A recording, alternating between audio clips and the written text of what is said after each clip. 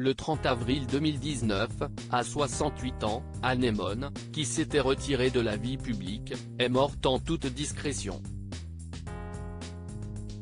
Quelques jours plus tard, lors de ses obsèques, seules 3 personnalités étaient présentes. Découvrez lesquelles. Après plusieurs années passées loin de la vie publique, CIST dans la plus grande discrétion qu'Anémone, âgée de 68 ans, est morte le 30 avril 2019. Elle a succombé à un cancer du poumon. Elle avait voulu vivre en toute discrétion ces dernières années de sa vie.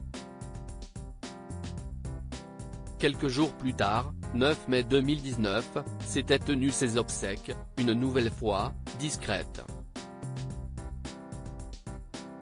Elle avait fait le souhait d'être enterrée dans la plus stricte intimité. Seules 3 personnalités de son ancienne vie, de la famille du cinéma, étaient là. En tout, il y avait seulement une trentaine de personnes présentes au crématorium de Poitiers. Dans les colonnes de Femme Actuelle, son fils, Jacob Bourguignon, avait expliqué pourquoi il y avait si peu de monde lors des obsèques d'Anémone.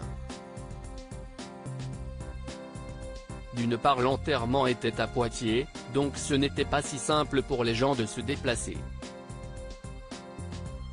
Et puis de 2, ma mère a intentionnellement préféré s'éloigner de tout ça. Elle n'était pas showbiz ou quoi que ce soit. Malgré elle, bien sûr, elle était dans les spotlights mais ce n'était absolument pas ce qu'elle cherchait, avait-il ainsi expliqué. Les 3 personnalités qui étaient présentes pour l'accompagner dans son dernier voyage étaient, Tony Marshall, l'une de ses proches amies, l'une des rares à l'avoir accompagnée jusqu'au bout, Agnès Soral, et Louis Rego. Anémone était brouillée avec toute la troupe du Splendide. Si Anémone était brouillée avec toute la troupe du Splendide, ils lui ont tous rendu un hommage lors de l'annonce de sa mort.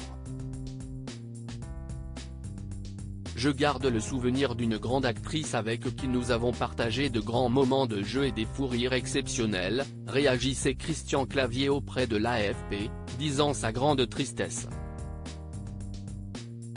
Je ne savais pas qu'elle était malade, mais Anémone n'était pas quelqu'un qui se répandait sur sa vie privée, a confié Josiane Balasco, confirmant ainsi que le lien était rompu, et évoquait une excentrique du cinéma, une grande actrice, qui au fond a peu tourné.